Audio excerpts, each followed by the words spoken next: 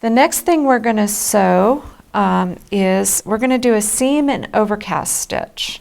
So we're going to go back to the stitch menu here, and I'm going to go to menu 1.2, and I'm going to select number 1, and we're going to minimize that menu again. Now that I've selected my stitch, I need to check and make sure that I've selected the correct foot. It's recommending that I use foot 3.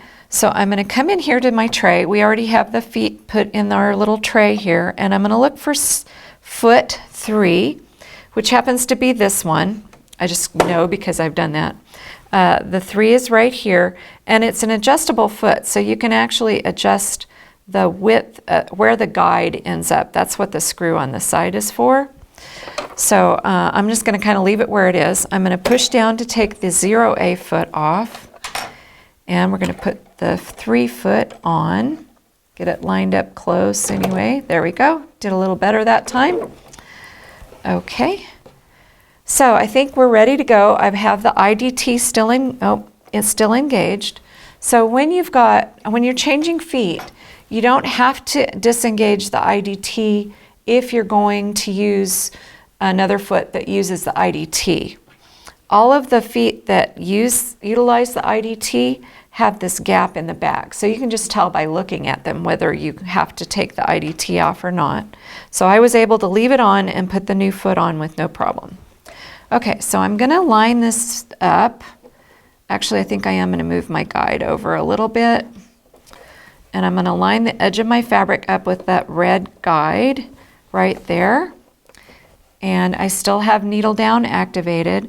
So I'm going to go ahead and start sewing and see if it ends up where I want it to be. And it looks pretty good, so yep.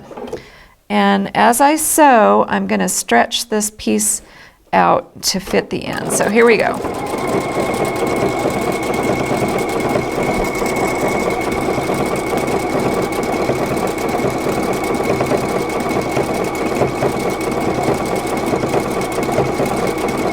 Again, I'm not feeding the fabric through. The machine is doing that.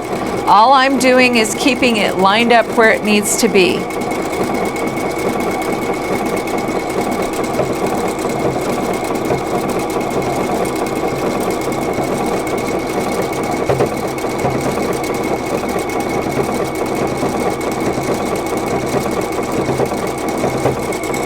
Okay, I'm going to go ahead and stop and trim my thread. Now, as I look at this, I think I might have been able to move the guide a little bit further that direction. But there we go. We've got a nice stretchy Seam and Overcast, which is about as close as you can get to what you can achieve on a serger without having a serger.